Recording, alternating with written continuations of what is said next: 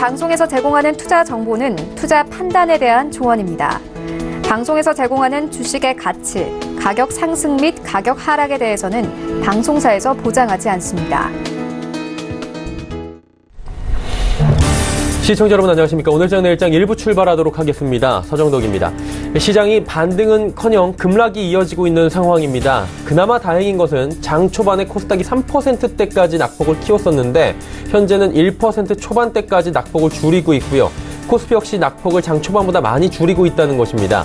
기관의 매수세가 동반이 되면서 저점 매수가 들어오면서 어느 정도 저점을 찍고 돌고 있는 상황이긴 한데 시장은 여전히 불안합니다. 소재는 똑같습니다. 미중 간의 무역 분쟁이 격화되고 있고 분쟁이 길어지고 있습니다. 또 사우디 문제가 계속 나오고 있고요. 국채금리, 미국 채금리가 계속해서 상승을 하고 있고요.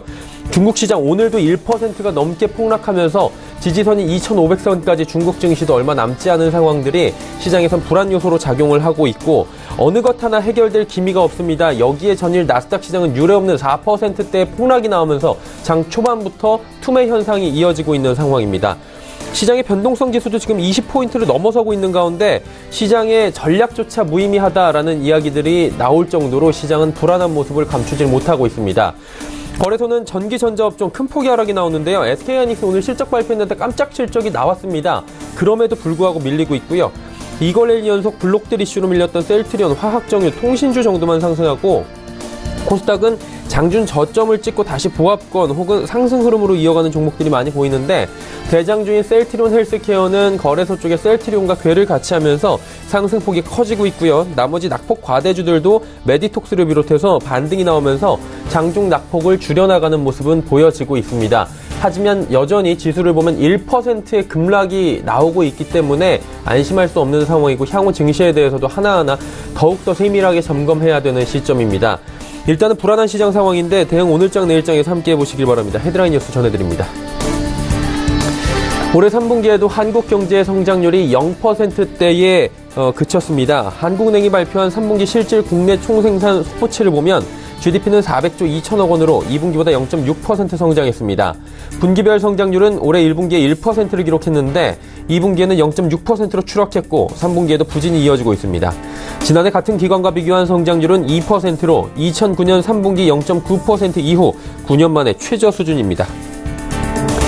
미국의 증시 폭락과 국내 금융시장의 불안이 이어지자 한국은행이 긴급회의를 열어 시장 상황을 점검했습니다. 한국은행은 윤면식 한국은행 부총재 등이 참여하는 통화금융대책반 회의를 열어 미국 증시의 국내 금융시장 영향 등을 점검했다고 밝혔습니다. 한은 측은 국내 금융시장의 변동성이 확대됐는데 국내 경제의 기본 체력과 대외 건전성이 양호한 것으로 평가됐습니다. 반도체 수출이 단일 품목으로는 최초로 연간 1천억 달러 시대를 맞았습니다. 산업통상자원부는 올해 반도체 수출이 지난 16일 1천억 달러를 돌파했다고 밝혔습니다. 이와 함께 수출 통계 집계를 시작한 지난 1977년부터 지금까지 반도체 누적 수출도 단일 품목으로는 처음으로 1조 달러를 돌파했습니다. 미 국무부는 북한과 중국, 러시아가 유엔의 대북 제재 완화를 촉구하고 있는 데 대해 제재 완화는 비핵화 이후 이뤄질 것이라는 입장을 다시 한번 확인했습니다. 미 국무부 관계자는 북한이 비핵화에 실패하면 제재는 완전한 효력을 유지할 것이라며 국제사회의 완전한 유엔 안보리 제재 이행이 우리를 현재에 이르게 했다고 평가했습니다. 국내 증시 흐름 바로 살펴보도록 하겠습니다. 코스피부터 만나보도록 하죠. 코스피 시장 2060선까지 회복을 했습니다. 일단 1.77% 여전히 낙폭은 크지만 장중 낙폭 대비해서는 그래도 많이 올라온 상황입니다. 하루간의 흐름 살펴보도록 하죠. 보시다시피 지금 2059부터 2035까지 장중에 2040선까지 내주면서 2000선까지 내려오는 거 아니냐라는 불안감이 휩싸였었는데 찍고 올라왔습니다. 2065포인트대까지 장중에 지금 올라온 모습 확인이 됩니다. 수급 주체 만나보도록 하죠. 보시면 기관이 많이 사줍니다. 3,246억 원 구원투수로 기관이 들어왔는데요. 특히나 금융투자 쪽에서 3,566억 원 매수합니다. 투신, 연기금, 소폭식도 팔고 있는 상황이고요. 외국인의 매도가 언제 끝날까요? 1,656억 원. 오늘도 외국인은 매도 공세를 이어갑니다. 개인도 불안함에 지금 매도로 포지션이 잡히는데요. 1,719억 원이나 개인 매도하고 있는 상황입니다. 자, 그렇다면 시가총액 상위 종목들 살펴볼 텐데 삼성전자가 장중에 41,100원대까지 지금 내려가고 있는 상황입니다. 지금 42,000원도 깨졌고요. 삼성전자 오늘 낙폭이 큽니다. SK하이닉스 역시 2~3%씩 지금 밀려 내려가고 있고요. 셀트리온만 지금 반등이 좀 나옵니다. 이거를 연속으로 너무 많이 빠졌기 때문에 오늘 장중에 반등이 좀 나오고 있고요. 삼성바이오로직스 3%대 하락이 나오면서 40만원 무너졌습니다. 다음 살펴보도록 하죠. 현대차 낙폭이 장중에 좀 적었는데 지금 오후장에서 오히려 커지고 있는 상황이고요. 포스코, KB금융도 하락하고 있습니다. LG화학과 SK텔레콤 올라가고 있는 상황이고 다음 살펴보도록 하죠. 11위부터 15위 종목들입니다. 신한지주가 3% 넘게 급락합니다. 삼성물산이 11만원이 지금 붕괴가 되어 있는 상황입니다. 네이버 오늘 장중에 급락하면서 12만원대 무너졌고요. SK도 하락합니다. SK이노베이션 상승 흐름 가져가다가 지금 보합분까지 다시 내려온 상황입니다. 다음 살펴보도록 하죠. 코스닥 시장 오늘 장중에 3%대까지 밀렸다가 지금 1.72% 하락하고 있는데 690선 조금 전에 회복했었는데 다시 또 장중에 변동성 강해지면서 밑꼬리 달고 내려가고 있는 상황인데 하루간의 흐름들 살펴보도록 하죠. 보시다시피 690부터 673까지 쭉 밀려 내려왔다가 다시 690까지 올라갔다가 687로 다시금 또 급락하고 있는 모습 확인이 됩니다. 수급 주체 만나보도록 하죠. 외국인 기관이 사줍니다. 외국인 1,062억 원 사주고 있고요. 기관도 1,162억 원 삽니다.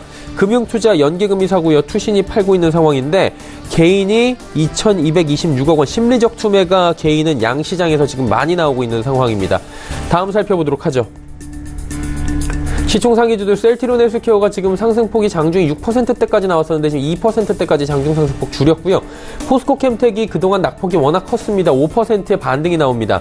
신라젠, CJ, E&M, HLB 모두 하락폭이 꽤 큽니다. 다음 살펴보도록 하죠. 바이로메드 5%의 급락이고요. 스튜디오 드래곤 지금 10만원 붕괴됐습니다. 메디톡스만 지금 1.76% 상승하는데 메디톡스 역시 그동안에 워낙에 고점 대비해서 밀려 내려왔기 때문에 오늘 기술적 반등 구간에서 소폭 반등하는 정도입니다. 다음 살펴볼까요? 11위 종목 코오롱티슈진 역시 4만원 지금 힘겹게 버티고 있고요. 셀트리온 제약 하락 반전했습니다. SK머티리얼즈 어제 이어서 오늘도 하락하는데 4%가 넘게 밀려 내려옵니다. 컴투스도 버티질 못합니다. 파라다이스도 3% 밀려 내려오면서 19,200원대까지 지금 내려온 상황입니다. 원달러 환율 살펴보도록 하죠. 원달러 환율은 오늘 다시 오름세를 보이면서 원화 약세, 달러 강세 보이면서 1,140원 부근까지 올라와 있는 상황입니다. 금일 본 방송에서 제공해드리는 정보는 투자 판단에 대한 조언일 뿐입니다. 해당 주식의 가치와 수익률 보장해드리지 않는다는 점 참고해 주시길 바랍니다. 오늘장 이슈 체크해 보도록 하겠습니다. 하나금융투자증권 투자금융팀의 최보원 연구원 연결되어 있습니다. 연구원님 안녕하세요. 네, 안녕하세요. 예, 우리 시장이 이렇게 밀리는 건 아무래도 글로벌 시장 자체가 지금 많이 밀리고 있기 때문이다. 이런 분석들도 지배적으로 강한데요. 글로벌 시장부터 한번 점검해 주시겠습니까? 네, 한국도 이번 주에 좀 힘든 장이 이어지고 있는데요. 글로벌 증시도 이번 주에 상당히 좀 부진한 모습이 이어지고 있는 상황입니다. 미국의 다우존스 그리고 S&P 500 지수는 어제 하루 만에 2.4%, 3.1% 하락하며 연초 대비 상승분을 모두 좀 반납을 하는 모습을 보였습니다.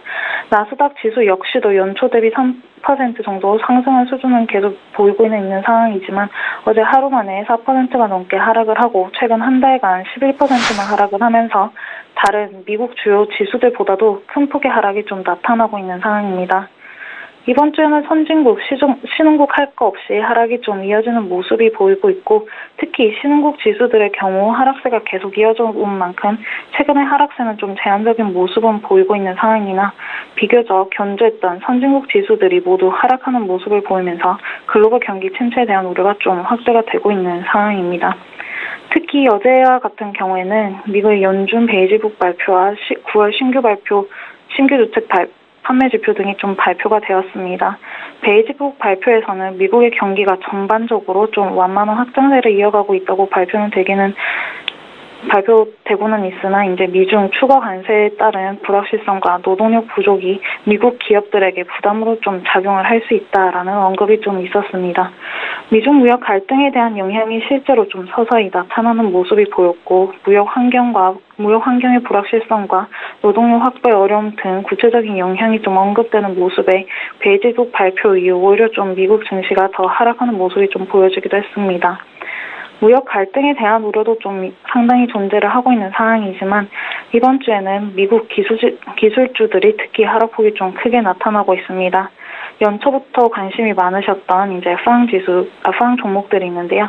페이스북, 아마존, 애플, 넷플릭스, 구글 등과 같은 주가들을 포함해 나스닥, 다우존스 지수들도 크게 좀 하락하는 모습이 보였고, 특히 나스닥 지수의 경우에는 약 2년 만에 처음으로 이렇게 좀 조정 국면에 들어가는 모습이 보여지며 투자 심리가 크게 좀 위축이 되고 있는 상황입니다. 기술주들의 실적 둔화 우려도 좀 존재를 하는 상황이지만 나스닥의 경우에는 바이오 지수 역시도 좀 크게 하락을 하며 대외 불확실성에 이어 믿었던 실적마저 좀 부진할 수 있다는 우려가 확대되고 있는 상황입니다. 예, 말씀해 주신 대로 나스닥도 지금 전일 유례없는 4%대 폭락이 나왔는데 미국도 안 좋고요. 이 외 국가들도 다 안 좋다고 하던데 다른 국가들은 어떻습니까? 네, 미국 이외 국가들도 지금 대부분 하락하는 모습이 좀 이어지고 있습니다. 특히 최근 한 주 기준으로는 하락폭이 컸던 중국과 필리핀을 좀 제외를 하고 주요 미국, 남미, 선진 유럽, EMEA, 선진 아태, 신흥아시아 지수들 모두 상당히 하락하는 모습을 보이고 있습니다. 특히 대외 의존도가 높았던 신흥아시아 국가들인 베트남, 태국 등과 같은 국가들은 전주 대비 4, 5%의 하락도 보이기도 하는 상황입니다. 인도와 같은 경우에는 높은 수준의 유가가 소폭 회복을 하는 모습이 보여지며 2% 하락 정도에 그쳤지만 타 신흥아시아의 경우에는 한국도 한국이지만 이제 대부분의 국가들이 상당히 좀 불안한 모습을 보이고 있습니다.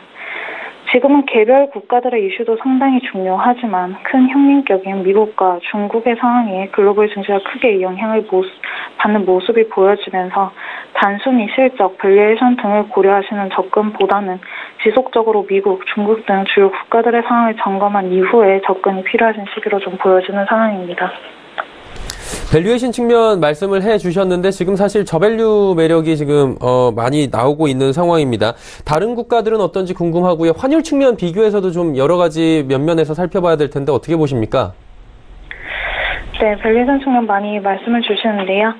최근에 한국 증시뿐 아니라 글로벌 증시가 전반적으로 좀 부진한 모습을 보이면서 밸류에이션이 낮아진 국가들에 대한 관심은 계속해서 좀 높아지고 있는 상황입니다.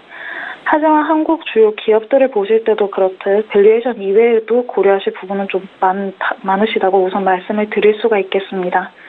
절대적인 밸류에이션 측면에서만 보면 이제 예로 들어서 러시아의 경우에는 5배에서 6배 수준을 좀 보이고 있고 인도네시아와 같은 경우에도 밸류에이션이 연초 대비 특히 2, 3월 대비 크게 하락한 상황입니다. 그 이외의 지수들 자체도 이제 4월 이후 대부분의 지수들의 밸류에이션이 크게 낮아진 모습을 확인하실 수가 있습니다. 하지만 지금과 같은 상황에서는 무조건 밸류에이션이 낮아진 국가들로 접근을 하시기보다는 밸류에이션 부담이 컸던 국가들 중에서 여전히 이익 성장성이 높은 국가들 중 하락폭이 컸던 국가들을 이제 선별하시는 게 우선은 좀 필요하실 것 같습니다. 물론 모든 글로벌 증시가 불안한 모습을 보이는 상황에서는 신흥국, 선진국, 유럽, 아시아 할 것 없이 부진한 모습은 나타날 수 있으나 불확실성이 완화되는 경우에는 성장성이 높은 국가들부터 반등이 좀 빠르게 나타날 가능성이 존재하기 때문입니다. 8, 9월까지만 해도 변동성 요인에 따라서 등락폭이 좀 차별적으로 나타나던 국가들 역시도 최근에는 모두 좀 부진한 모습을 보이고 있습니다. 미국의 제조업, 제약업종 등의 기업들의 실적 역시도 예상을 하회하는 모습이 계속 예상이 됨에 따라서 글로벌 증시가 전반적으로 좀 경계감이 확대가 되고 있는 상황입니다.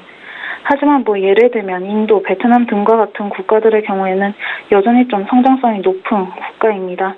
이러한 경우에는 빠르게 반등하는 모습이 변동성이 완화되는 국면에서 나타나고 있고 특히 인도의 경우에는 글로벌 변동성이 확대되는 구간에도 다른 곳들보다 유가의 영향을 오히려 많이 받는 모습을 보였으며 최근에는 유가가 조금 회복되는 모습이 보이며 하락폭이 제한적인 모습이 오히려 보여지고 있습니다. 일본의 경우에도 오늘 같은 경우에는 변동폭이 좀 크게 나타나고 있지만 어제는 오히려 좀 반등하는 모습 보여줬고요. 지금과 같은 상황에서는 대부분의 국가들이 부진한 모습을 보이면서 밸류에이션이 낮아진 상황으로는 좀 보여질 수가 있습니다. 하지만 불확실성이 완화되고 반등이 나타나는 시점에서는 이제 모든 국가들의 밸류에이션이 낮아졌다고 접근을 하시기보다는 선별적인 국가들을 우선적으로 접근을 하실 필요가 있을 것이라고 좀 말씀을 드릴 수가 있겠습니다. 변동성이 확대가 좀 되면서 달러 인덱스가 다시 96선이 넘었는데요. 이러한 흐름에 따라서 한국도 방금 말씀을 주셨지만 신흥국 통화들의 가치도 상당히 좀 하락하는 모습이 보여지고 있습니다. 이러한 상황에서 미국에서는 추가적인 금리 인상이 예상이 되고 있는 상황이고 미중 무역 갈등 역시도 아직은 해결이 되지 못하고 있는 상황이라는 점이 글로벌 증시에는 상당히 좀 부담으로 작용을 하고 있는 상황입니다. 환율 역시도 환율 보고서 발표 이후에는 달러 강세와 신흥국 통화의 약세가 단기적으로 이어지는 경우가 많은 상황이 과거 한 5회의 환율 보고서 발표에서도 좀 보여진 바가 있습니다. 앞에서 말씀드린 불확실성 요소까지 이어지고 있고 실적에 대한 우려가 확대가 되고 있으며 이제 불확실성과 환율, 실적 측면에서 모두 좀 불안한 모습이 동시에 보여지고 있는 상황입니다. 이런 상황에서 11월에는 미국의 중간 선거가 예정이 되어 있는데요. 이런 중간 선거를 앞두고 이제 달러 약세 압박이 좀 더 강해지는 상황이 좀 나타나지 않는다면 앞에서 말씀드린 이러한 불확실성 조금 더 이어질 수 있다는 점은 좀 계속 고려를 해 주셔야 될 것 같습니다. 12월에 이어서 내년에도 미국의 금리 인상 예상이 되는 만큼 한동안은 글로벌 증시의 등락을 좀 반복하는 국면은 이어질 수 있을 것으로 보여집니다. 하지만 모든 국가들의 지역별로 혹은 단순한 밸류에이션으로 구분하기보다는 대민감도, 이익 성장성을 고려한 개별 국가로의 선별적인 관심이 좀 여전히 필요한 시점이다라고 말씀을 드릴 수가 있겠고요. 앞으로 반등 시기에도 앞에서 말씀드린 요소들을 전부 좀 고려를 하신 이후에 접근이 필요하다고 말씀을 드릴 수가 있겠습니다. 네, 오늘 말씀 여기까지 듣도록 하겠습니다. 고맙습니다. 네, 감사합니다. 하나금융투자증권 투자금융팀의 최보원 연구원과 함께했습니다. 이슈 칼럼 바로 이어집니다.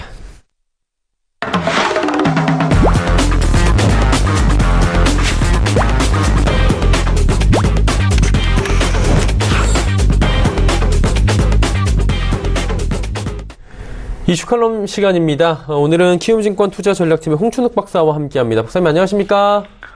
예, 안녕하다는 말을 하기가 어려운. 예, 저도 뭐 이렇게 예. 웃으면서 오늘 방송 진행하기 굉장히 죄송스러울 정도로 시장이 밀리고 있는데, 일단은 가장 큰 이유가 좀 여쭤봐야 될 게 미중 간의 무역 분쟁이 계속해서 화두가 되고 있는데, 이 부분이 결국에는 미국의 발등까지 찍는다 이런 기사가 나오고 있더라고요. 이 부분에 대해서 조금 더 자세히 들어볼까요? 예, 어제 미국의 12개 이제 지역 연은들이 이렇게 자기들 경기가 어떤지를 이렇게 의회에 제출을 하게 되는 보고서가 표지가 베이지색이다 보니까 베이지북이라는 보고서가 있습니다. 이 베이지북에 이제 발간 내용을 살펴보면 미국의 셰일 오일 효과를 받고 있는 미국의 이제 달라스를 비롯한 남부 지역 경기는 되게 좋다라는 건 이제 다 알고 있는데, 근데 그 남부 지역을 제외하고 나머지 경기를 보면 그냥 견조하다, 안정적이다 이렇게 이야기를 하고 있는데, 베이지북의 발표 내용들 중에서 이제 중간에 어떤 이야기가 나냐면, 기업들이 미국과 중국 간의 무역 분쟁으로 인해서 상당히 우려를 하고 있고, 더 나가서 이런 우려들 속에 이 비용이 인상되는, 그러니까 다시 말해서 수많은 부품이나 중간재들을 중국에서 수입하는 기업들이 되게 많은데, 이 중국에서 수입하는 부품이나 이런 것들이 관세 부과나 이런 걸로 인해서 가격 인상의 리스크들이 커지고 있고, 또 이걸로 인해서 앞으로 이익이 마진이 좀 줄어들 수도 있다, 이런 내용의 평가를 담았던 거죠. 그러니까 이 금융시장의 참가자들 입장에서 볼 때, 이거 안 그래도 걱정하던 데를 연준이 정확하게 어떻게 보면 딱 찍었다라고 정말 이렇게 아픈 데를 찔렀죠. 여기에 이제 기업들의 향후 이익 전망에 대한 불확실성까지 부각이 되는 가운데 금융시장의 참가자들이 그냥 이렇게 이렇게 투자 심리가 미국조차 무너지는 그런 모습을 보였다, 이렇게 볼 수가 있겠습니다. 물론 이거는 이제 향후 미래 기대에 대한, 미래 기업 이익에 대한 어떤 우려 또는 불안감 이런 부분들 때문이라는 건 충분히 인정하고 동의하는데, 다만 현재까지 발표되고 있는 미국의 주당 순이익 전망치라든가 이런 거는 전년 동기 대비 한 19% 정도 늘어나고 있고요. 여기 더 나가서 레비전 레이쇼, 이게 뭐냐면 전체 애널리스트들의 기업 추정치가 100개다. 그러면 이 100개 중에서 기업 이익이 상향 조정된 비율이 몇 %냐, 이렇게 이제 이거를 측정하는 게 바로 리비전 레이쇼 이익 수정 비율이라고 하는데 현재 보면 뭐 20% 정도 되는 기업들이 이익 전망을 상향 조정하고 있는 이런 상황인데도 불구하고 금융시장의 참가자들은 공포를 느끼는 거죠. 왜 공포냐? 결국 미국과 중국 간의 무역 전쟁이 심화되는 가운데 결국 지금이야 괜찮은데 이제 이게 물가가 인상되기 시작하면 중국산 저가 공산품에 힘입어서 우리 그동안 저물가 경제가 잘 됐는데 이게 이제 앞으로 어려워지는 거 아니냐. 이렇게 이제 뭐랄까 시장의 심리를 위축시키는 어떻게 본다면 이제 비관의 그 피드백이 발생했다라는 그렇게 말씀을 드릴 수가 있겠습니다. 자, 지금 미국 시장에 대해서 쭉 얘기를 해주셨는데 요즘에 뭐 밸류에이션 매력 부각 뭐 얘기 굉장히 많이 나오고 있는데 우리 시장도 나오지만 미국 시장의 지금 현 밸류에이션은 어떤 수준인지 참 궁금해요. 지금 뭐 저평가입니까? 뭐 딱 역사적 평균 수준 이렇게 말씀드릴 수 있겠습니다.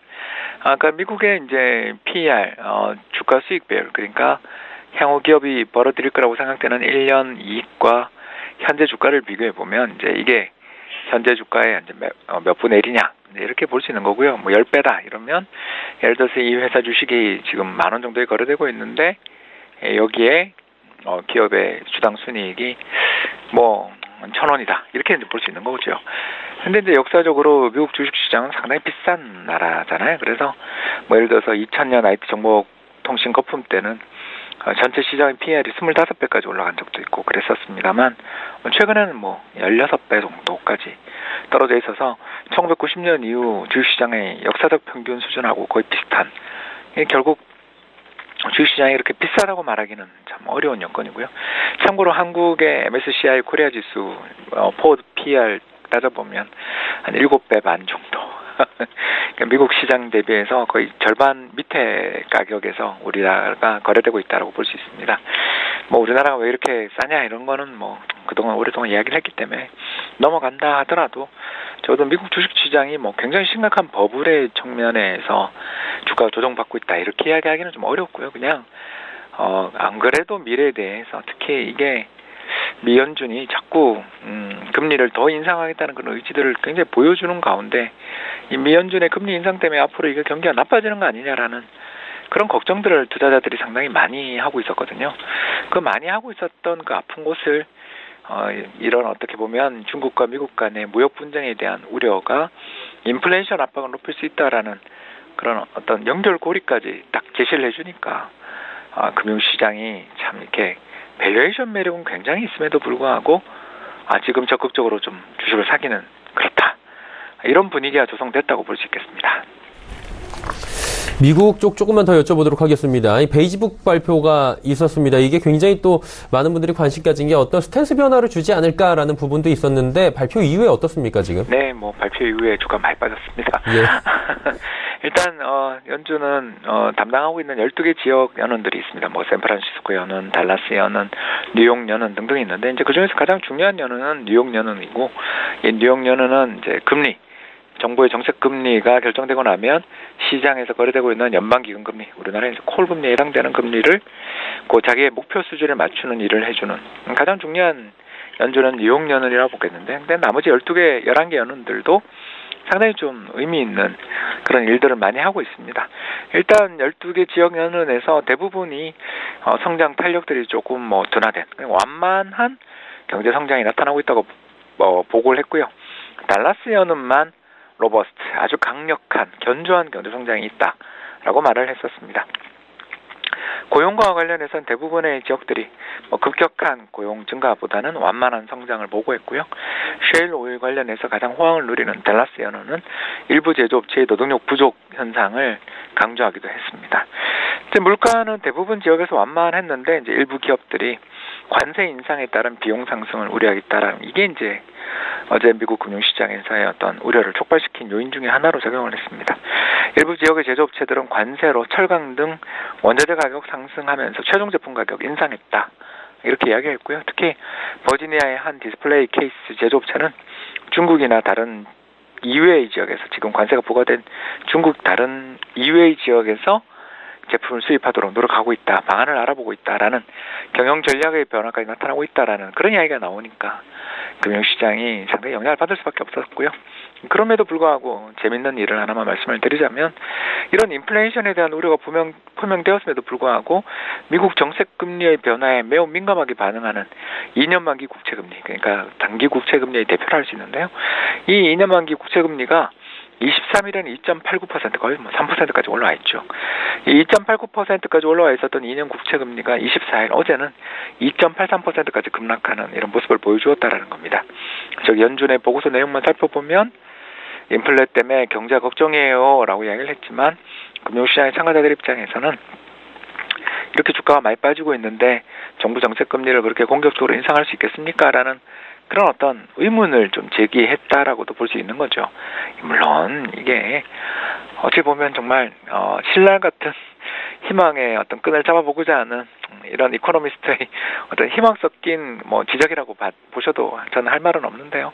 아무튼 최근 들어서서 굉장히 미국 금리 인상에 대한 공포가 단기 국채금리에서 아주 반영이 많이 돼 있었는데 어제는 좀 진정되고 있어서 일단 금융시장의 참가자들 사이에서는 4월 FOMC에서 금리 계속 그렇게 공격적으로 인상하고 더 나가서 공격적인 언사를 하겠느냐라는 그런 약간은 기대가 섞인 그런 전망들도 나오는 분위기다.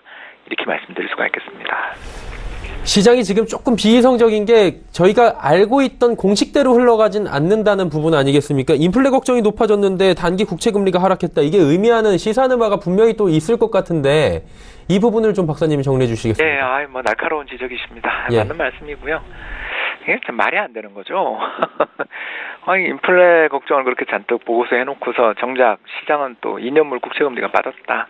아니, 결국 이거는 그런 인플레 걱정을 하는 거가 분명히 사실이지만 원체 금융시장이 너무 좀 어려우니까 금융시장이 이렇게 여건이 어려워져 있는 상황에서는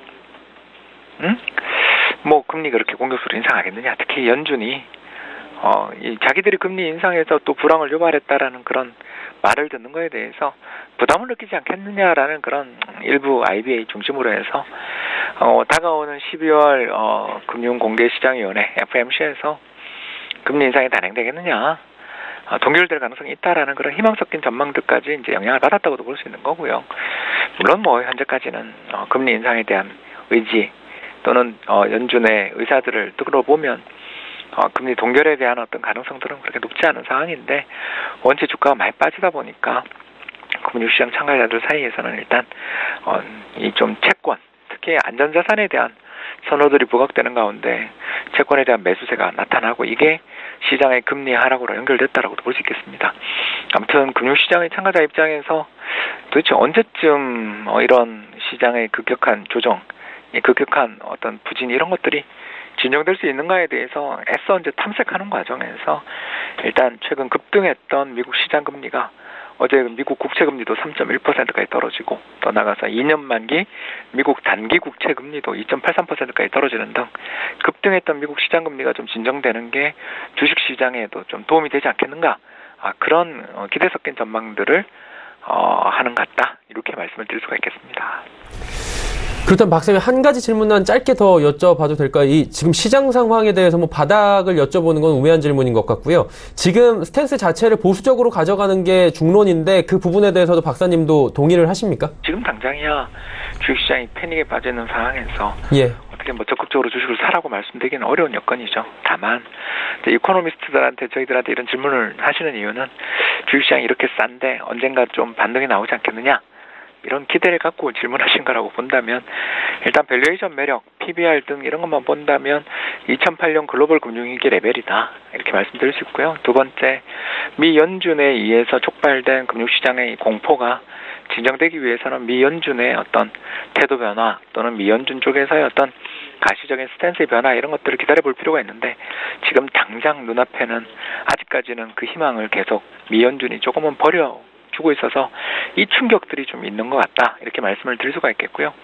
세 번째 말씀드리자면 그러면 미 연준의 FOMC는 12월에 있지 않습니까? 그래서 아직도 시간이 많이 남았다는 측면에서 금융시장의 참가자들이 특히 어제 미국장 같은 경우에는 지금 팔았다 차라리 그때 사자 이런 어떤 좀 매매까지 나온 게 아니었나 해석됩니다. 결국 저희들 시장의 참가자 입장에서 분명 단기적인 반등은 참 어려워 보이지만 펀더멘탈상 일단 기업 실적들도 잘 나오고 있고, 두 번째, 미 연준의 태도 변화의 가능성들이 그래도 조금 있다라는 점들을 생각해 본다면 분할 매수의 관점에서 접근하시는 게 어떨까 생각됩니다. 네, 알겠습니다. 섣부르게 지금 밸류에이션만 보고 들어갈 때보다는 조금씩 소폭씩 보수적인 관점에서 움직여보자라고 말씀해 주셨습니다. 오늘 말씀 여기까지 듣겠습니다. 고맙습니다. 네, 감사합니다. 키움증권 투자전략팀의 홍춘욱 박사와 이야기 나눠봤습니다.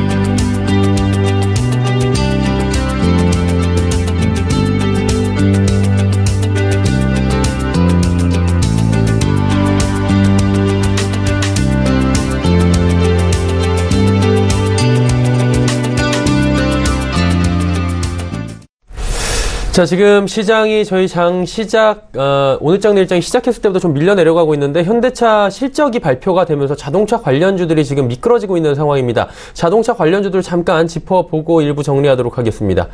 자동차 관련주들 일단은 현대차가 10%가 넘게 밀려 내려가고 있는 상황이고요. 장중 저점을 10만 2,500원대까지 새로 갈아치운 모습입니다. VI가 발동이 될 정도까지 밀렸고요. 현대모비스 8.9%, 기아차도 8%대, 현대위아도 그리고 쌍용차도 밀립니다. 그리고 만도도 7%가 넘게 밀려가고 있는 상황인데, 아무래도 자동차주 대표라고 할 수 있는 현대차의 영업이익이 전년 대비해서 76%가 급감하고 2010년 이후에 최저치다라는 이야기가 나오면서 다시 한번 시장에 공포가 발동이 되고 있는 상황인데, 일단은 현대차, 기아차 오늘 실적이 현대차의 실적이 부진한 여파를 받으면서 급락하고 있다. 이렇게 원인을 알고 계시는 게 좋을 것 같습니다. 자, 시장이 지금 녹록치 않은 가운데 오늘장 내일장 일부 함께 하셨습니다. 잠시 뒤 2부에서는 이 시작에 대해서 좀 더 자세히 종목 이야기를 나눠보도록 하겠습니다. 다양한 종목 짚어보고 종목 상담까지 이어가는 시간, 레벨업 트레이딩 타임 시간 2부에 이어가도록 하겠습니다. 고맙습니다.